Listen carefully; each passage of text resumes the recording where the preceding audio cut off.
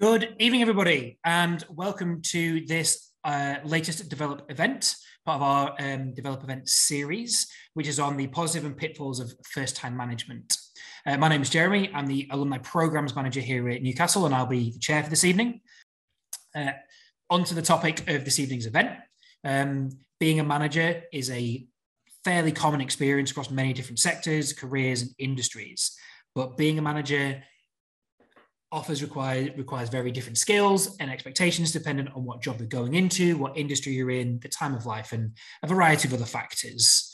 It can be very vague, the title manager, or it can be hyper-specific. So it's a really broad and often complex topic, and one that isn't really well taught to people before they actually become a manager the first time.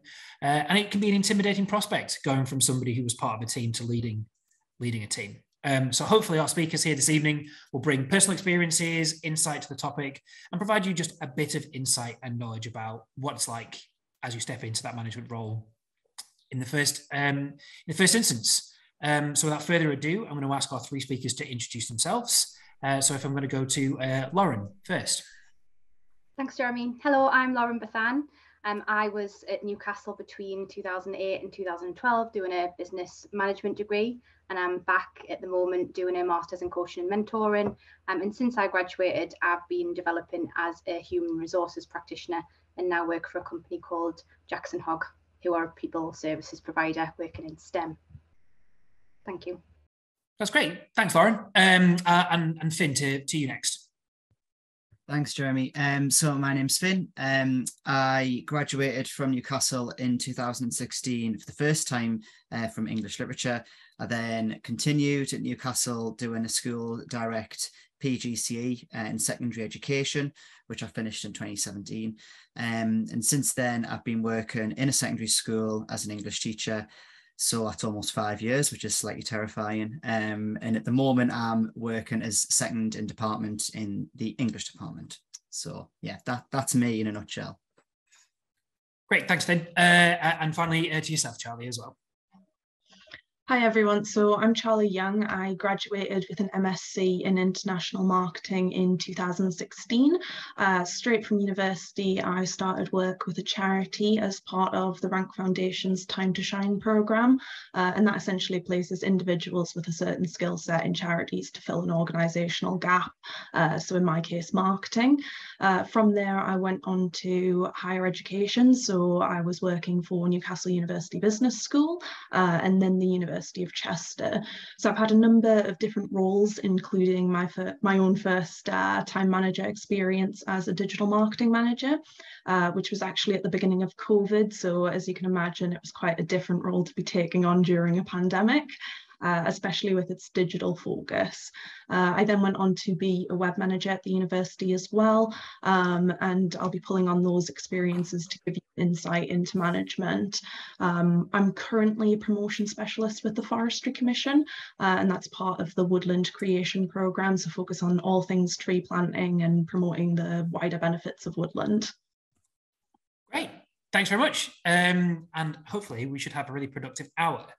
I think the first question, and I guess maybe the biggest question that should springboard us is going to be, what do you think is the single biggest change, positive or negative, or maybe single biggest realization or perhaps even mistake that you discovered when you'd gone from being like a team member to a manager, either a team leader of the same team or moving into a new project as a manager that first time?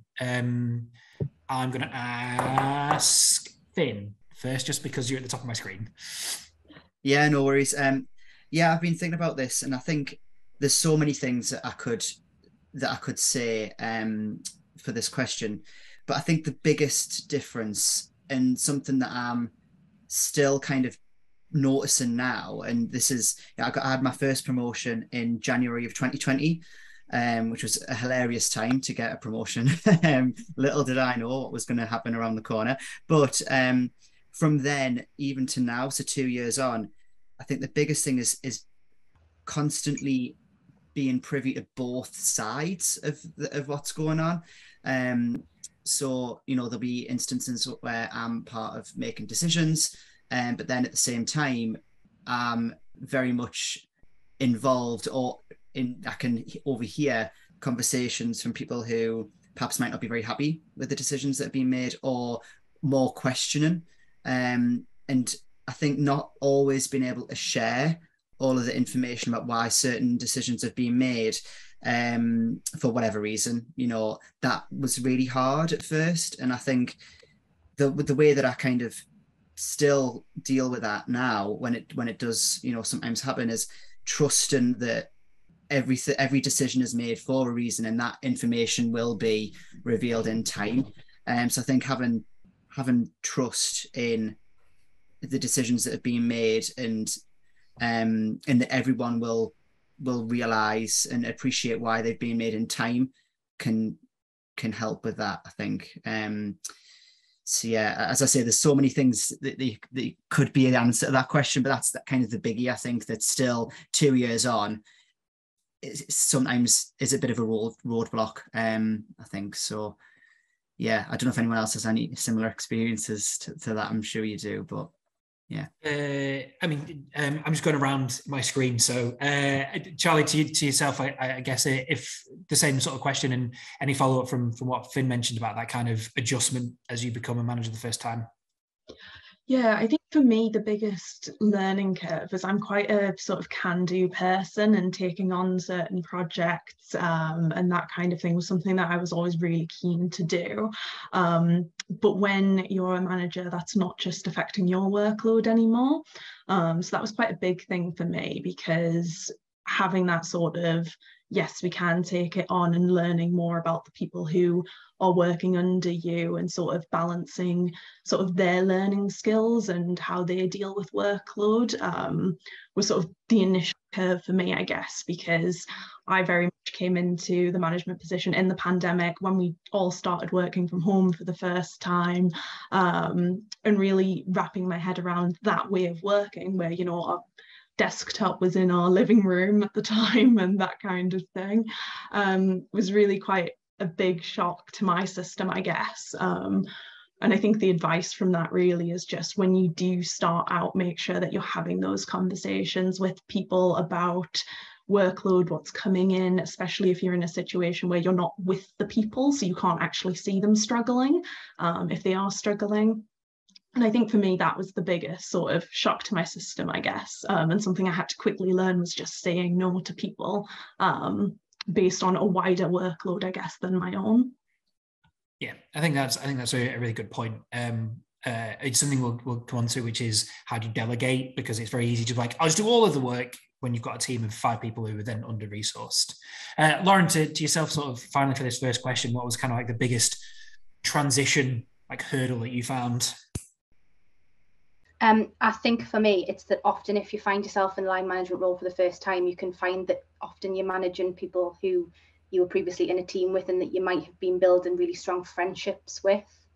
And that can also be quite tricky, because your relationship changes from, team member to team member, and close personal friend, to line manager and direct report. And that does sometimes create a bit of trickiness. So I thought it was really interesting that other people felt the same. But I thought it was interesting the point Finn made around having to have another level of discretion, because you might find that in those previous relationships you've had with people, you've been really transparent, and you talk really openly. And then when you become a manager, you're privy to information, not just the business information, but people's personal information, in terms of what they're like as people and as employees. And you have to develop a new level of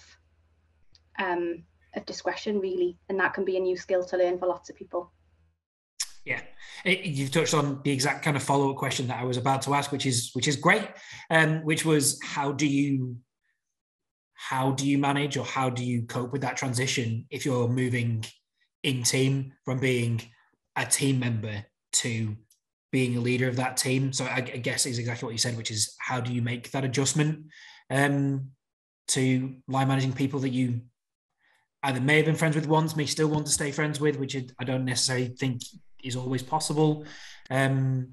Yeah, I mean, I'm just going to reverse it. So, Lauren, I know you touched on already, but if I come back to you about that, like, is there anything specific that you think is a way to tackle that, or any advice about how you manage that kind of change? I think awareness is really important to start with, and think in just being acutely aware of the fact that that's something, a force that might be at play, and think about how that feels for you wanting to get started in your new role, but also how it feels from your team members, because you might have left the office on a Friday as their friend and left on a Monday as their manager. So I think recognizing it and thinking about how could I manage it and how could I navigate it, and perhaps not coming in on the Monday behaving like a totally different person, and trying to find some way of kind of authentically make the journey. I think people respect that. Yeah, I completely agree. Charlie, to you, the same sort of question. How do you do that transition? Finn we seem to have lost Finn slightly. So it'll just be the two and three of us for the time being until he arrives. No problem. So yeah, I was actually digital marketing coordinator before I applied for the manager position. And I actually managed it from the very start. So the person I was working with was a good friend of mine. And I spoke to them about me applying for the position and sort of sounded them out about how they felt about it as well. And it just started that conversation and that open communication of, I'm interested in this role. How would you feel if, I were to become your manager, and that kind of thing.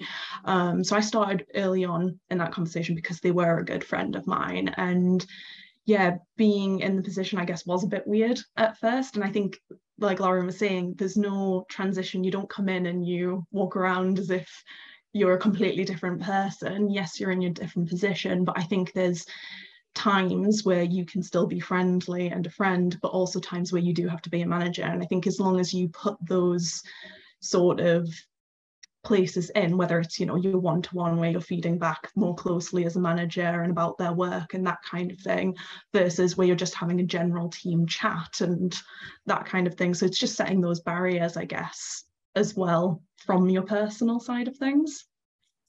Yeah, I think the thing that comes up time and again is the clarity of communication is always key in that kind of transition.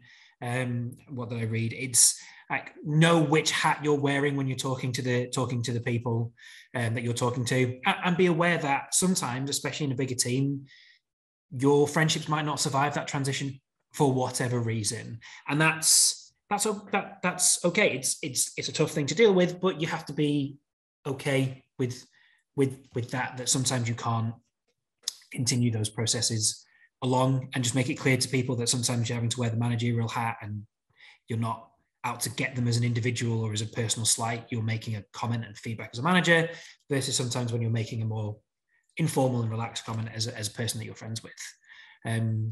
So yeah, I think both of those are really good points. I guess a related question around that topic is, how do you work? What do you do, or what can you do if you manage someone who is more senior is not the right word, but an older or more experienced individual who may or may not have certain ways of doing things, and may or may not have some resentment because they feel like they should have taken the job. So how do you deal with that kind of approach if you've got somebody who's got, say, 20 years of experience and now you're in as a manager? And I'll reverse that, and I'll start with Charlie and come back to Lauren, and hopefully Finn will rejoin us by the time that ends. Yeah, so I think the most important thing in those situations is just communication. And, when you apply for a position, and if someone potentially more experienced than you, well, not experienced, I suppose, it's a hard one, but someone who potentially has, say, longer experience than you in a certain thing, and you potentially get the job over them, I think it's important just to keep the communication open and understand that you got that job for a reason as well, so not to be too hard on yourself for being in that position, because it is hard when someone's sort of criticizing you and your work, I suppose, because they think they potentially would be better placed in that role. So just keeping open communication with them about sort of your experience, your thoughts for the job, how you think the team's sort of direction should go, and eventually, I suppose, in that sense, you just prove yourself. And I think it is that sort of taking time to let them see that actually you were the best person for the job, and there's not really much more you can do other than be your authentic self and do the work that you were hired to, I guess. Yeah, that's it. That's exactly right. Lauren, to you, the same sort of question about that kind of, I don't know the right term, more senior doesn't feel right, but more experienced or however we're going to approach that kind of conversation. I think starting with an intention of trying to get things going on the right foot is probably quite a good place to start, and put a lot of effort into building rapport, getting to know people, and maybe accepting that in teams and between line managers and direct reports, people can have different skills to you, and respecting the fact that somebody in your team might know something, might have more knowledge in you than a particular area, and that's okay. As a manager, you don't have to be able to do all of the things that your team do. That's the variety of the skills mix that you're going to end up having. And I think echoing what Charlie was saying is that remembering in yourself that you've been given this role for a reason, because the organisation believes that you can do it. So feeling that you've got their backing, I think, can help you in your confidence if that's something that you're struggling with. I agree. And I do think, it's just going to sound weirdly hardline when I say it, I do think that you do have to be quite clear about what those limitations are. I think there's often a line between friendly advice and feedback and taking on everybody's points of view and ways of doing things, and then letting people either continue doing things that are no longer the way you do things, or not the direction that you want to take them, simply because that's the way they've always done a thing. And I do think with so many of these things, communication is a really clear directive, which is you have to set out what your expectations are, what you've been hired to do, what your direction is for the work, for the project, for the team, and make sure that people buy into that, and that they're not just continuing to do the stuff that they've always done. And I do think that is sometimes a difficult conversation to have. Which I suppose I'll bounce that question back to you, which is any tips or advice, or how did you maybe tackle those kind of entrenched issues? If you have, either particular ways of doing things, or particular approaches to work, or particular problems that were real stumbling blocks in your work. I guess, Lauren, I'll come to you first with that one. I think it's helpful for people when you're ever trying to explain a different way of doing things or proposing a change, to be really clear about why you think this is a path that people should follow. So if you think there needs to be a change, explain what your thinking is behind that change, and consult with people and ask people for their opinions. But remember that actually, as the manager of the team, you're empowered, I guess, to, in lots of cases, have the final say. So I think it's important, in terms of what you were saying before, Jeremy, of remembering what your role is as the leader and the manager of that team. But actually, I think it's important for people to feel empowered and like they've got a say in things as well. So I think, again, it's about clear communication and helping people understand your logic behind things, because often that helps people to see, actually, yeah, that does make sense, or no, and I'm going to explain why I think it needs to stay as it is. Yeah, I think that's a really good point. And Charlie, to you too, the same question. Finn, hi, welcome back. Sorry, I don't know what happened there. My computer's decided it doesn't like anything, so I've had to get out another one, so I'm sorry. That's all right. Charlie, if I just come to you with the sort of entrenched questions, and then Finn, I'm just going to roll back to you and rapid fire the couple that we've missed, to give you a chance to answer them as well. No problem. Yeah, I mean, I can only echo really what Lauren said. I think it's really important in that sort of situation to know exactly what direction you're wanting to take things, but also give people the chance to feed into it. I mean, you're not going to essentially drag someone through a mindset change or a process change. You have to sort of work with them so they understand why you're wanting to make these changes and sort of improve workflows, or just in general, like a mindset shift from one way of working into another. And it is really about bringing people along with you rather than trying to drag them through the change, I guess. Yeah, I completely agree. And I think the bottom line is there's no hard and fast answer to any of these. It is you have to understand the situations that you're in and use the reasons why they employed you to help manage those. So Finn, what we were talking about was how do you, what can you do to manage people who are more experienced or have been there for a longer period of time than you? And then sort of the related to that is how do you then possibly deal with any entrenched problems or issues or ways of working that might come along with somebody who's been in a post for a very long time. So I'll pass to you for that kind of double whammy of answers. Yeah, I think for me, because I've definitely experienced this, I think knowing and trusting why you got the job. So knowing that, for example, this was going to be kind of one of the takeaway is if you know your what you're supposed to be doing inside out, back to front, and you're perfecting your craft, that's kind of how I like to think about it, then again it's that idea of trusting that even if there are some barriers perhaps in place or difficulties with trying to manage people who are more experienced, knowing that you are doing the job for a reason, and again over time hopefully that'll be pretty clear. I think that's something that I try and keep in the back of my mind, and have done for the last couple of years. And I think as well, knowing, and this comes from working alongside people before leading as well, knowing everyone's strengths, and I think really celebrating the strengths of the team in a genuine way, because I think obviously if you're going to do it where it's totally false, people see through that and then you lose trust, and yeah, it's all surface level, isn't it? But knowing your team inside out and being able to celebrate them individually and genuinely, I think it is really helpful when it comes to, you know, working with people who have had a lot more experience than you perhaps. That's something that I try and do. Yeah, I think it's something that's come out really clearly from all three of you, which is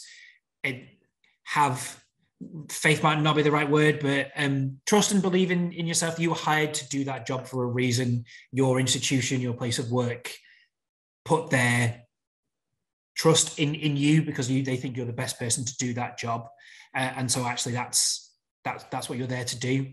And I think that's a really helpful and reassuring thing to think about, especially if you run into problems, is to understand that other people in your institution trust that you're the right person for that role. Changing topics slightly, but it's something that, Charlie, you definitely mentioned in the introduction, and I know, Finn, it must have impacted you too, which was how did the impact of going from all in person to all remote and now to a hybrid kind of working environment impact your management? Is there anything that you noticed that you really had to change?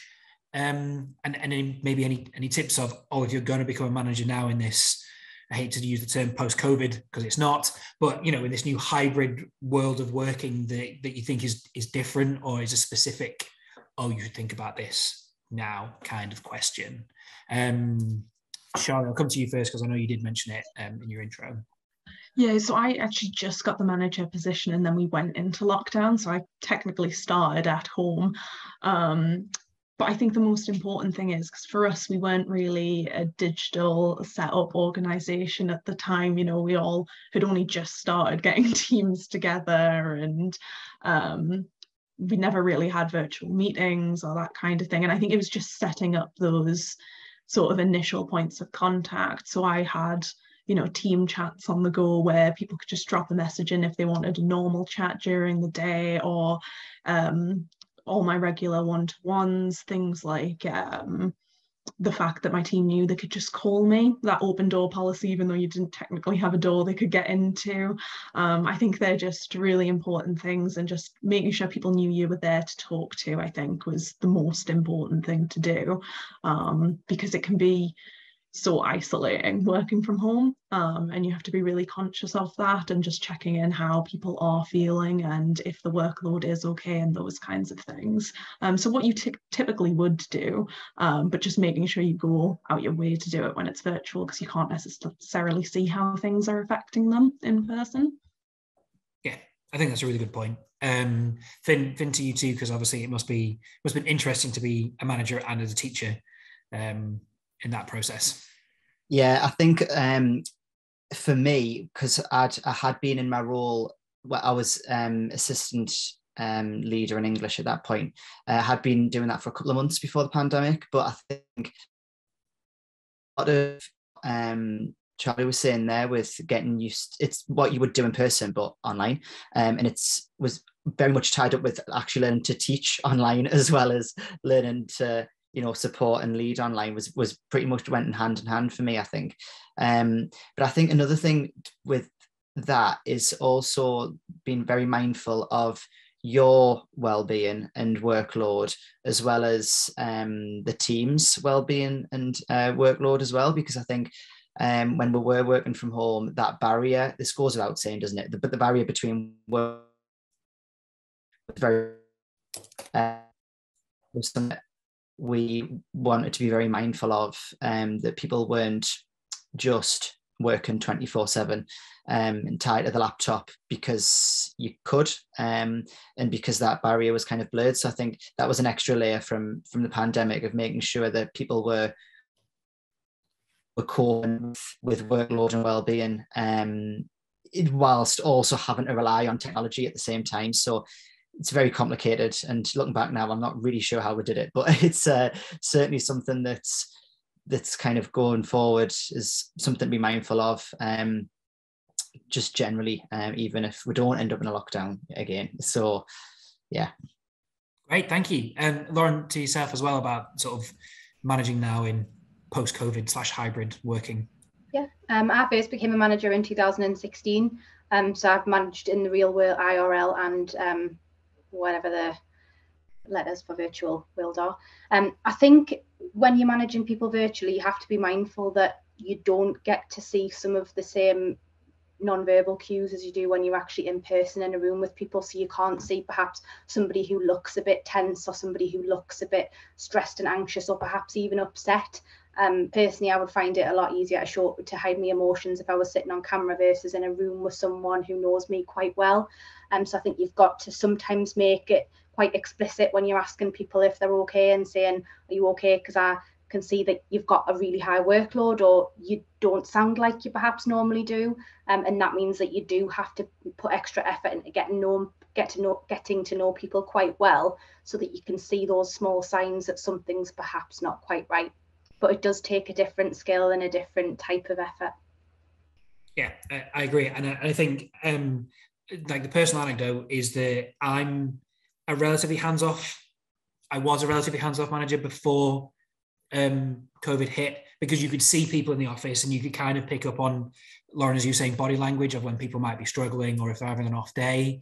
And I found that, and have continued post-COVID when we're in both the office and virtually, that you just have to be slightly more structured, that you have to plan in perhaps more meetings than just like, hey, have you got 5 minutes, do you want to grab a coffee? Or, if you just got a couple of minutes at the end of a meeting, it's now a much more regular, right, let's plan 15 minutes in or half an hour in, so that you can check in on people when you might not see them for 2-3 weeks because your days in the office don't align. I think that's something that you really have to be aware of if you're not quite so hands-on. I don't want to say micromanaging, because that's not what I mean, but more like I'm more sort of hands-on project manager kind of person. I was going to go to a question about delegation, but actually I want to circle back to something, Finn, that you said, which was, how has your approach to your team's well-being changed? It's always obviously been a thing that managers should look out for, but I think lockdown and COVID and now cost of living and all the rest of it has really put more pressure on people than I can remember in my professional career anyway. And how do you help people, or how do you manage people's well-being when it comes to their work and their workload and all the rest of it? I'm just going to reverse the order, so I'm going to come back to Lauren straight away for that one. I think, like you were saying about being structured in terms of having a time in meetings and making sure that you bring up well-being with people.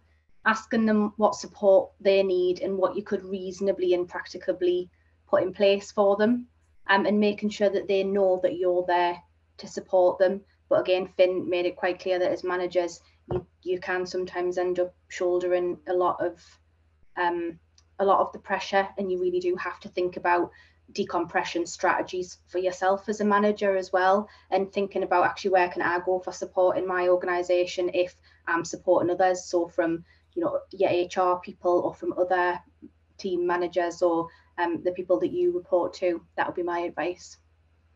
Yeah, it is something that it's great if you're looking after your own team's well-being, but what about your well-being if your team's all struggling? Who do you go to? It's a really good point. Charlie, I'll come to you about the sort of the well-being question as well.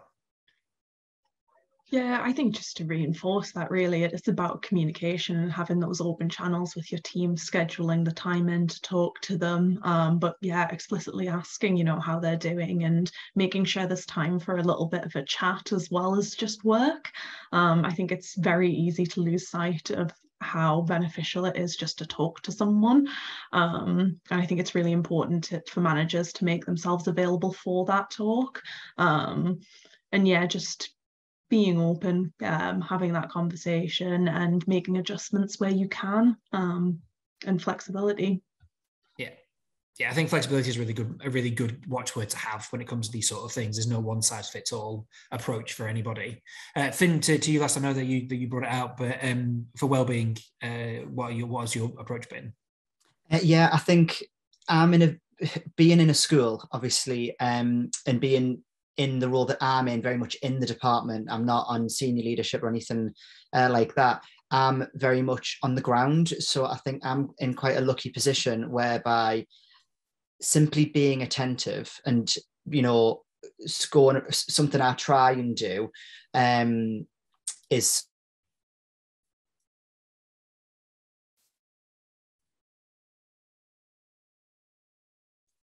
yourself to slow down and notice what different people are doing, and it comes back to the body language, I think, and are people able to chat, are people not able to chat, why might that be? I think taking those social cues, because I'm in a lucky position where I'm in school, it is massive, and actually I don't think you realize that until you are forced to think about it. So yeah, I think paying attention really is the biggie, and making sure that you're able to take all those cues in, so you're not running on 100 all the time. It's probably something that I think I've tried to do more of since being back in school, post-COVID, if we're allowed to say that. Yeah, I completely agree, and I think one thing that you can't short circuit or shortcut is just the experience of knowing your team, knowing what their approaches are to work, when they're, what their workloads are like, even not to sound weird about it, but even like their tells, both on camera and in person, which is, oh, I know this person is struggling because they do this, and that's the sign they're exhibiting. And I don't think there's anything apart from just experience for that one, which isn't super helpful, but is a really key bit of advice, that sometimes these kind of skills just take time to develop, and it is a learning curve for you to understand how your team works and how people respond to pressure. I guess, so sort of use pressure as a jumping off point. A recent study said that 60% of first-time managers find that delegating tasks is the hardest thing to get a handle on, and that a lot of people end up just going like, oh, well, I've got a deadline, so I'll just do this bit. Oh, no, I'll just do that bit. And I'll just do the, and before you know it, you've taken on all the workloads, and not use your team effectively. And then you end up with burnout and team members who aren't happy because they're not getting utilized effectively. So I guess what did you learn, or how have you sort of come to be able to effectively delegate tasks to people, especially if you're balancing multiple projects, so you're working to tight deadlines, or maybe even conflicting deadlines and conflicting projects because you're working across departments or across more senior managers. Charlie, I'll come to you first with that kind of question. Yeah, I mean, it all comes down to organization really, and knowing your team and their strengths. So I've had people who, for example, can only work on really one big project and lots of little things overwhelmed them, where I've had other people who sort of excel on having lots of things that they can get through a lot quicker with sort of the big thing in the background. So it's about sort of understanding your team and planning that in to your project times and your timelines, and how sort of you want things delivered, and then just again your communication with them, explaining what you need clearly, when you need it by, sort of allowing for that space for questions and queries, but also sort of like really defining your outcomes and where you want to go with it. Because I think if you don't start off with that clear definition and sort of information they need to actually complete the task, then it's going to come to you, and you'll end up having to go back for more information and that kind of thing. So really just using your team to their strengths and understanding what works best where, I guess. Yeah, I totally agree. Finn, to yourself about kind of like task delegation and project deadlines.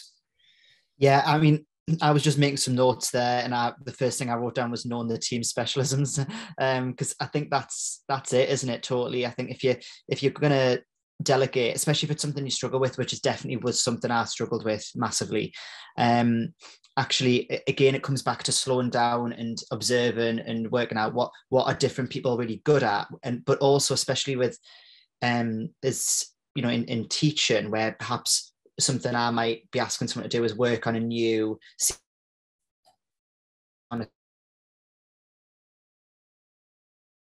what are different people interested in. Is someone specifically interested in Shakespeare, or someone specifically interested in poetry? So actually it's not just a case of their skill set, but also their interests. I think that's really important, but also something thinking about different people's career goals as well. So do I know, for example, that someone in my team might be interested in going down pastoral, therefore may they be the best person to approach with a particular project or task. So you're kind of getting the job done, but you're also trying to advance that person and giving them experience should a job come up and they've got something to talk about in an interview. So thinking of it as a double whammy, really. That's some of the things I've started to do in the last couple of years. Yeah, I completely agree. And Lauren, to yourself as well. I think some of it comes down to managing and just slightly adjusting your expectations as a new manager, because I think perhaps if you go into a management role, you're very enthusiastic, you've got really high standards for yourself, and you perhaps don't want to delegate things because you maybe think somebody won't do it, maybe not as well as me, just not in the way that I would like it. So I think to some extent you need to just get used to releasing the reins a little bit, and like Finn said, giving people those tasks as development opportunities for them. And I worked for somebody once who delegated some stuff to me, which was definitely developmental delegated tasks, and that person said to me, look, if you could get it, say 80-85% in terms of how I would do it, that's success as far as I'm concerned. So perhaps if you delegate people to people, remember that they might do a large proportion of it and come back to you and need a bit of support. And so if you're delegating something, it doesn't necessarily have to be that they have to do it 110%. They can go and do a large proportion of it as well and save you time and energy. Yeah, I agree with all of those things entirely, and I do think delegation is one of the. Finn, you've got your hand. Yeah, I'll go to you and then I'll come back to me. Now, something that Lauren said there just kind of triggered something on this question. I think again, if that's something you're struggling with, or perhaps it's a newer member of staff and perhaps they haven't done a lot of independent kind of stuff so far. I like that idea of 85% and then check in, but actually could you give them a starting point, almost like to trampoline off, that if you are struggling with loosening the reins, which I know leadership journey, that might be a little stepping stone of there's something I would kind of start it that way, but then you run with it. That could help perhaps. Yeah, I agree. Delegate. I do think delegating is one of the hardest things that you have to learn to do as a manager. And I think the thing I would always tell people to take away as a first-time manager is that two different things. One is that actually you're now responsible for a project. A lot of the time when you're a team member, you might deliver part of a project, but somebody above you is then actually delivering the final bit. And although delegation is a really important task, there will be times when you have to say, look, if this doesn't get delivered, it's not you that ends up in the firing line, it's me. And so you have to actually have that shift of, oh, I'm responsible for this whole thing, not just this bit. The whole project is now my thing to deliver. And I do think that takes a bit of a change in mindset that you have to think about that. And the other thing is, which you've all echoed in various different bits, which is understand people's specialisms and strengths and weaknesses, but that also comes to how they approach deadlines. Because some people are hyper focused and need like regimented weeks and everything, lots of little micro check-ins and have everything planned. And other people will leave it until 3 days before the deadline and then hammer it all out right in the last 3 days and still get it to you on the project deadline. And that's absolutely no problem. But you have to appreciate that if you work the other way to one of those people, that either they're not running way ahead of your project and you haven't started, or they haven't started and you're like, oh my God, I've got 3 days left. You've not done any work on it. You kind of have to trust their work process. And it's only if that work process falls through that you have to start to have the conversation of, look, you knew what the deadlines were. We've talked about it. We've checked in. And you actually haven't delivered to the timeline that we agreed. But it's being aware that not everybody works the way that you do, and being okay with that. Which is a hard thing to do. I still struggle with that people work in a very different manner to me, and I can't wrap my head around it all the time. I guess we've got probably time for a couple more questions. I guess one of the things that jumps off of that, I guess, which is how have you found, or what have you found might be the most effective way to approach difficult questions? Either it's people missing project deadlines, or work not being up to standard, or maybe even like a workplace conflict that two people just don't get along, or you've got a problem. How have you, as a manager, if you've had to, you might have been very lucky and not had any of that, but how have you as a manager found the best way to approach it, or any advice about how to approach kind of that workplace conflict resolution? Lauren, I'll come to you first on that one. I think if you find that as a manager you're becoming frustrated perhaps with something somebody in your team's done, whether that's lateness or missing deadlines or whatever, don't have conversations with people where you're in that frame of mind. Go away, mull it over, take a pause and think, was I having a bad day? Because actually lots of people in their careers might go through life having worked for managers where you don't know which version you're going to get when you pick up the phone. So people need to feel that there's some consistency in how you behave, and that they've actually got a good feel for where the line is. So I think it's really important to be clear with people about what your expectations are, so that they're never guessing. And that if you do have to have tricky conversations with people, be respectful when you do them, and think about how you would want to feel if you were on the receiving end of something which was true but difficult to hear. Yeah, I totally agree with that. Charlie, to you too as well for that sort of question.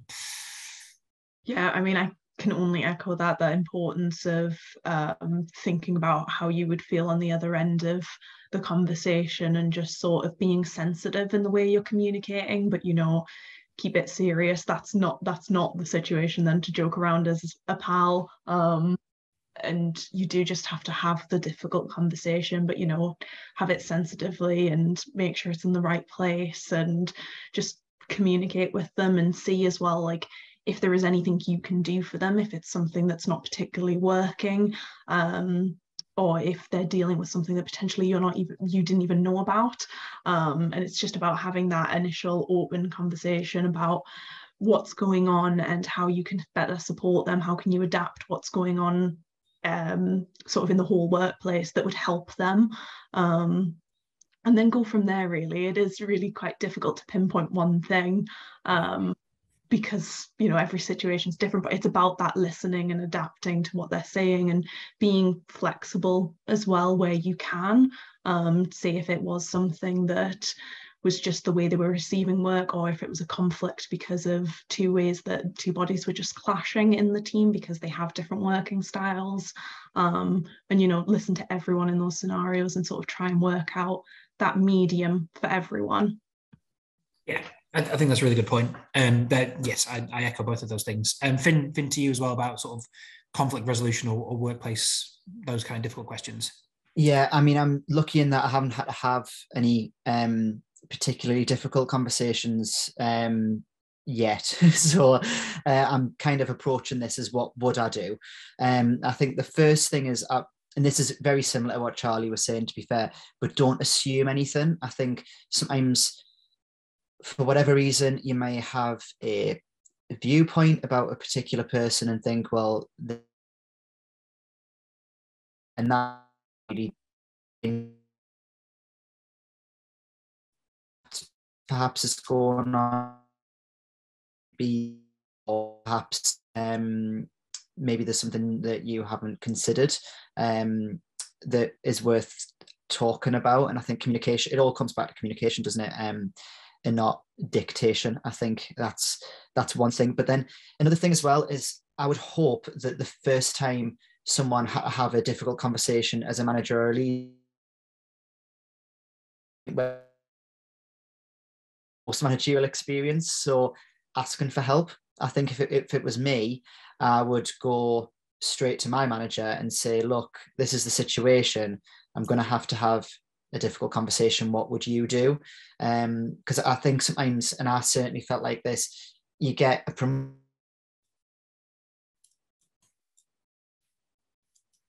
so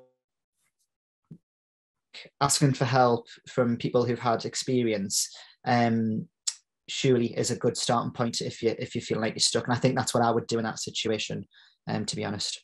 Yeah, I think that's fair. I think asking for help is always a good thing to do.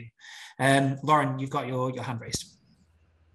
Somebody once gave me some really good advice, which was that when you need to have a difficult conversation with someone, do a little bit of rehearsing it in your head and come up with some phrases of what you're going to say, so that actually the content of the conversation comes out as you mean it, and that you're not tripping over your words and perhaps phrasing things in a way which is really, you know, clunky and unhelpful.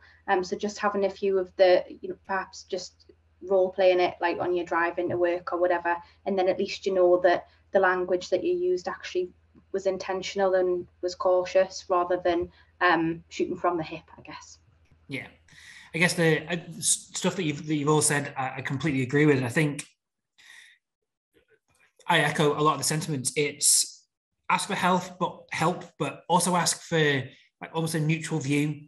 Like if something's gone wrong or you've got a workplace conflict, it's like, am I overreacting to this? What do you think is the right response to this? Because sometimes you get like really involved and it's a personal project, and you might end up with issues, and so you then take a more personal response to it, which you might not need.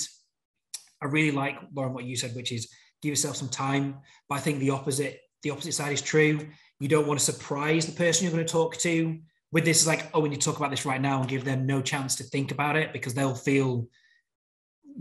their back up immediately. You want to give people time to like, hey, we've got this thing that we need to talk about here. You know, here is the issue. Please, can you, I've set a meeting for 2 or 3 days time or a week's time. Please, can you come with some conversations points and bring your point of view to it? And I guess the third point, Lauren, before I come back to you, is stick to the topic.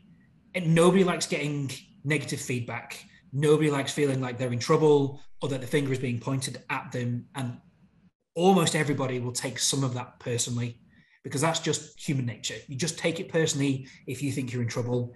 And it's really easy to get sidetracked on that. And you need to have that preparation that Lauren said about, these are the points that we need to discuss. We need to have this discussion about these things. And it's not about you as a person. I'm not saying that you're not good enough for anything else like that. It's this particular work issue that we have to resolve. Lauren, your hand's back up as well. And I think with that in mind, it's the taking the pause between whatever's happened and having the conversation, but also not leaving it too long, because the last thing really people want at work is for a manager to bring them in and say, and it sort of links into appraisal time as well, which is that nobody wants someone to say, oh, 6 months ago you missed this deadline, and actually I never said anything to you at the time, but it was really not good. You need to tell people promptly, so that, and also to give people feedback in a way which is actually helpful and constructive. I agree. It is really easy as a person, let alone as a manager, just to let the little things slide. But if you're not careful, the little things slide, and that becomes the norm, and then it becomes a bigger and bigger issue. And then the first time you mention it, like, oh, we've now got this major problem, that person's blindsided because you haven't brought up any of those little sort of steps that's taken you to this big issue. So Lauren, you're totally right that actually those kind of things need to be brought up. And it doesn't always have to be it's a formal sit down and we have to talk about this. Often the first port of call is just hey, we've got 2 minutes, look, just checking in about this.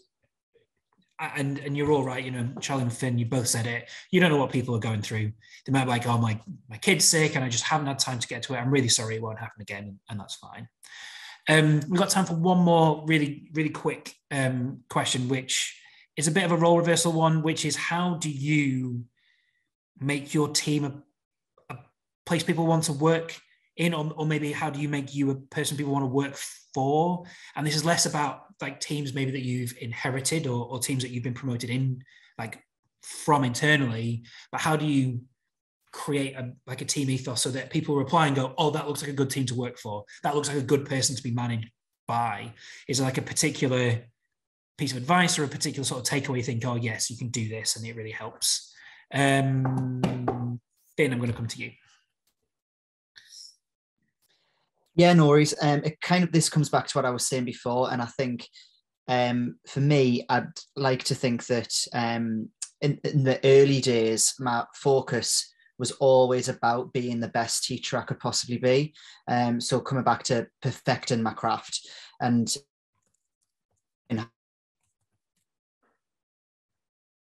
one of the things that I'm the proudest of, and hopefully, if I was to move to a different school, not that I've got any plans to do that, but if I was, that would be quite a nice thing to take with me as a manager, that actually I'm really passionate about what I do. And I would hope that would, inspire others. And but what's your job, and do it the best you can. And then hopefully the leadership things kind of come along with that. That's my gut reaction, I guess. Yeah, lead by example is always a really strong motivator. Charlie, I'll come to you. Yeah, and I think even just taking from what you've learned from other managers, what managers have you really looked up to, and what did they do to make you feel appreciated? And bringing that into your own work, so you've learned from people who managed you, but managers who work alongside you, and just really appreciating your team. And that could be the small things of just saying, thank you when they send you something, or it could be bigger by giving them credit and sort of highlighting the work that they've done.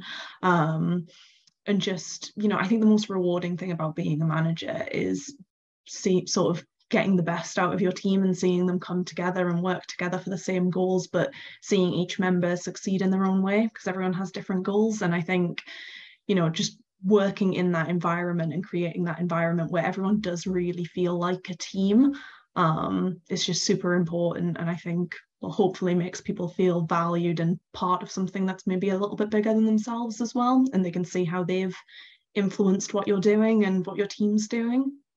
Yeah, create an environment where people feel as part of a team and a cohesive whole rather than just a series of individuals is something that does make it like a virtuous circle that people want to come and keep coming back and keep working for you. I think it's completely true. Lauren, to yourself as well for that kind of question. I would just say be realistic when you're going in to be a first-time manager at any point in your career. People aren't perfect. Work's part of people's lives. It's not the whole of their lives. If things go wrong or if things aren't right, deal with them at the time and then move on, and try and support people as best you can. And I think if you try and think that as a new manager you're coming with loads of you're coming with a fresh start. You don't have lots of bad habits that you've perhaps got into over the years, and you're coming with a new level of enthusiasm. So try and harness that and find a way to be, authentic and be professional. And I think people appreciate seeing that effort from you rather than just trying to rule with the rod of iron. Yeah, I totally agree. With all of those. Although I don't know if I'm sad or glad that nobody said just run loads of icebreaker games, because obviously that's how you create team cohesion, right?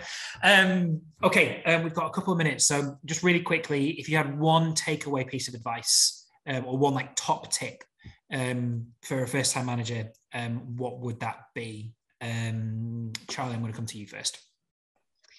Yeah, so it kind of touches on what Lauren was saying, that no one's perfect. And I think when you are going into that first-time management position, go in with an open sort of mindset and be willing to learn from other people and take feedback, check in with people and see how they're responding to your management, if there are things you could be doing differently, and just really be open to that change, because you're not going to know everything from the beginning, and you probably are going to do a few things wrong, but it doesn't mean you're a bad manager. It just means that you're starting off, and everyone was a first-time manager at some point, so just embrace it. Yeah, I agree. I completely agree that it's a learning curve like any other job. Lauren, to yourself, that kind of sort of final takeaway, top tip. I would say in a hybrid world where we're communicating lots of the time in writing, try and remember the pleasantries. Things can come across as really short and sometimes quite brutal. If you're just saying them as you would, like, oh, no, don't bother with that. That can come across totally differently on an email. Think about that. Yeah, that's a very good point, which we have absolutely no time to touch upon, but it's a huge, very important point and tip. Yes, thank you very much. And Finn, to yourself, finally. Yeah, I think just to echo what Charlie was saying there, I think the top tip would be embrace change, especially if you've been promoted in a team that you were part of. I think things will change, and that can be brilliant and absolutely natural. So I think that's the key thing. Just because something changes doesn't mean it's a bad thing. I guess it can often be a good thing. Yeah, I absolutely agree. That's it. It's 7:30 already. I'm not quite sure where this past hour has gone to. It doesn't really feel like we've really scratched the surface. So we could have spent quite a bit more time talking about all these bits and pieces. So thank you, Charlie, Lauren, and Finn. Thank you so much for giving up your time, giving your insight, giving your knowledge and expertise for this. It's a really important topic. I think lots of people struggle with being a manager the first time round. So thank you. For all the attendees, you should just see a feedback poll on your screen now. If you just let us know how you felt about the event. And this marks a hiatus for us in our Develop series. We're taking the summer off for summer months. So please keep an eye on your emails. We should be letting you know about our new event program in September. And that's it. A final thank you from me. Thank you all for attending. Thank you again to our speakers for bringing in their knowledge and expertise. Enjoy the rest of your evening. I hope to see you all soon at another event, and goodbye.